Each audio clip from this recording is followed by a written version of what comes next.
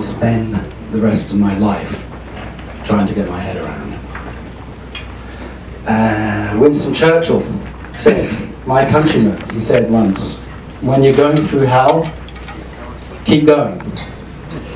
And that's what my job is tonight and probably for the rest of my life. On the 23rd of May, as I'm sure you might have heard in the news, my son murdered 6 young women and young men.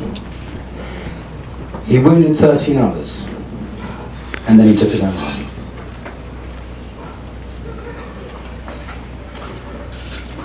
He terrorized a community.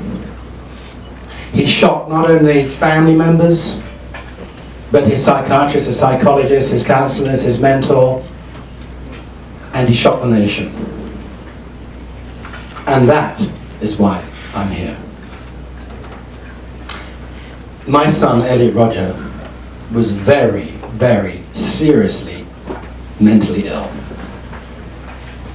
But before I continue, before I do what I have to do and what I've decided to do as my duty as his father, I'd like to actually offer a moment of silence for the victims, the innocent lives that my son took with him, and for Elliot.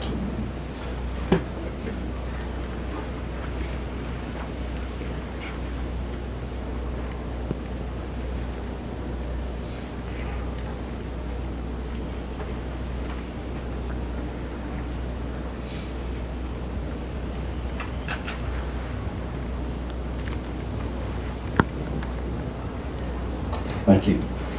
In order for Elliot to have carried out these heinous, horrible, nasty, incredibly difficult, horrible acts, he must have been in a place that I don't think any of us can ever understand. Maybe people who have suffered from mental illness can understand it, but I certainly can't understand it. The distortion, the plunge into darkness, if you like, I think is shocking beyond belief. And the scary thing is that none of us knew what was going on in his head. None of us knew, his counselors didn't know, his psychiatrist didn't know, his doctors didn't know, I didn't know, and I'm his father. I had no idea that he was harboring thoughts in his head that would make him do premeditated things that shocks the world and ruins and makes a ripple effect around the world of absolute horrendous pain. It's very, very, very scary. Elliot was also hiding these things. He was so intelligent. And this is one of the traits of mental illness, that you can have it and you can actually manipulate your psychiatrist and your psychologist. I'm sure the doctors would agree with me. Because you're so intelligent, because you have these things in your head, you become adept at being able to hide it.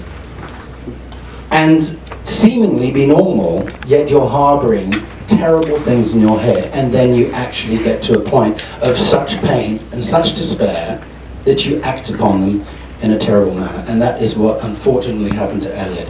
Elliot was such a good liar that none of us ever felt he had the ability to even lie. And what's disturbing is, as rightly so, that was mentioned before, I think it was Carrie, who said that this is exponentially increasing, 25%. This is happening more and more and more. I could go on and give you the science. I've studied this. I mean, I've had to jump into this extremely quickly because it's my responsibility to try and tell Elliot's story and try and find out what is going on in society that is making this happen. And it's prevalent and it's not going to go away. There have been 74 shootings and in schools and in colleges since Sandy Hook. There have been 2 since Elliot did it. And the only reason there haven't been more is because it's the summer and school's out. And it was very evident after the immediate aftermath of that I had to do something. Something had to be done. I couldn't bury my head in the sand. And so I need to share Elliot's story, which I will do continually, and also use it as a wake-up call.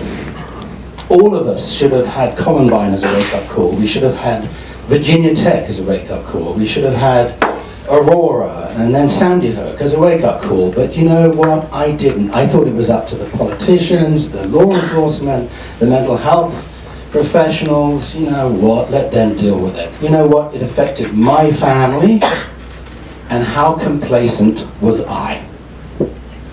So I'm really happy to be here tonight. I really admire Susan for calling me. I really admire, yes, thank you.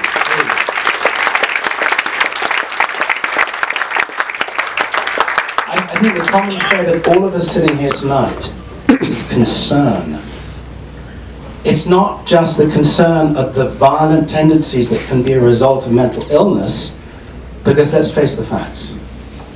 Actually, most mentally ill people are in their own turmoil, and they're never violent. God bless Robin Williams. Let me ask you this question. Okay, please. How many of you out there know a friend or have a family member who is affected by depression, mental illness, or has special needs? Put your hand up, please. Or are yourself. Or are yourself. Thank you. Woo, I'm glad we're here. Woof, dearie me. That is a big show of hands. And when you find you have somebody who has a problem, or you have a problem yourself, what do? There is so much lack of support in this country. There are so many holes in the mental health system that it almost doesn't exist. I've experienced this. I wish I'd heard from Shashank and from Carrie and the Staglins and other people before this. I wish I knew that. Although in my case it was different because I didn't even know that my son was mentally ill. Although there were signs, there are common traits. This is something I want to do, by the way. I want to discuss the common traits, not tonight, another night, because there are a lot of them. But there are ways that you can detect that.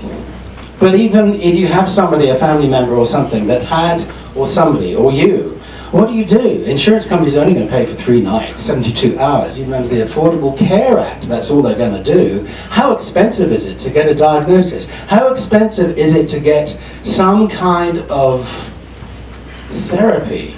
How much is a psychiatrist for an hour? Who's going to pay for it? What about a family in Arkansas that lives in the woods? What are they going to do? I don't know. And then there's a stigma. What is the stigma in this country about mental illness? I'm sorry, it really angers me. If you have cancer, you go to a ward, they have smiley nurses with beautiful kind of flowery outfits, and they treat you with respect. I mean, if you have a mental illness in this country, you're a pariah. You are. Because there's no help, there's no resource. Well, there is, but a lot of people know about it. All right? But the main fact of the matter is that you might, if you're in a severe case, you might end up in a bed that looks like a prison cell. All right? And there are hardly any beds anywhere. I think there are only 12 in the whole of LA County. Mental health is a big elephant in the room, and you have to do something about it. I know that people are doing something about it, and they're here tonight. And I'm really, really happy about that. So let's get to the nitty-gritty. Let's get to the point. A cure would be a really good thing. Prevention is a really good thing. I mean, everybody thought the world was flat one day, and then they found out that it was round, and we actually got to the moon. Yes, somebody mentioned there are billions of dollars in cancer research, and there's only $100 million a year in research for mental health, yet it affects all of those people that put their hands up tonight. This is a tragedy. And they're great schemes out there. There's Naples and there's CAPS, which, is run by Carrie, UCLA. But where does the funding come from for that? Well, actually it comes from the Staglin Music Festival for Mental Health. It doesn't come from the government. Oh no.